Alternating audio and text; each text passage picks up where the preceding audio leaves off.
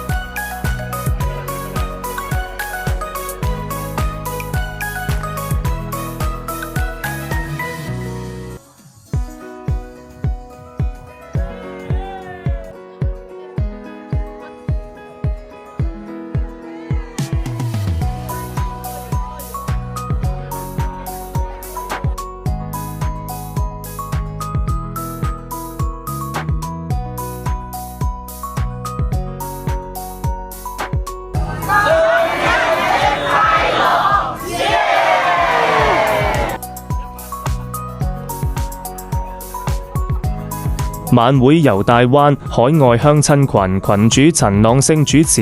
鄉親們踴躍發言，對節日嘅美好祝福，並多謝好旺海鮮酒家陳偉祥、陳益祥鄉親對今次聯歡晚會嘅大力支持，特別鳴謝群主陳朗升同埋熱心鄉親陳麗濃等人為活動順利舉行出謀獻策。呢次晚會係由大灣旅美鄉親自發組織，吸引咗100多位鄉親踴躍參加。嘉賓們亦紛紛讚揚大灣鄉親喺美國團結互助、和洋孝道嘅精神風貌，係華人社區應有嘅榜樣。晚會期間，鄉親們仲積極交流，熱烈討論即將喺9月26號喺新鳳凰城大酒樓舉行嘅中秋敬老聯歡晚會，為將來鄉親之間更加緊密嘅聯繫同合作做好籌劃。我哋唐人街華仔攝製隊今晚應邀到場，為呢場溫馨嘅聚會進行影像記錄，用鏡頭捕捉並留住鄉親們歡聚一堂嘅美好時刻。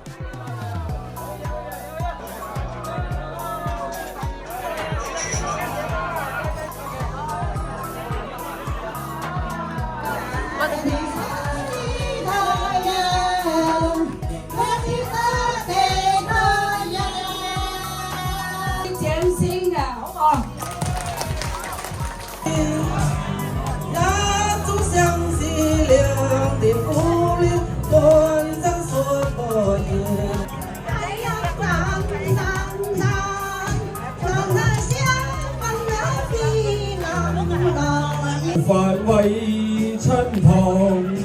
輕彈曲韻夢中訴。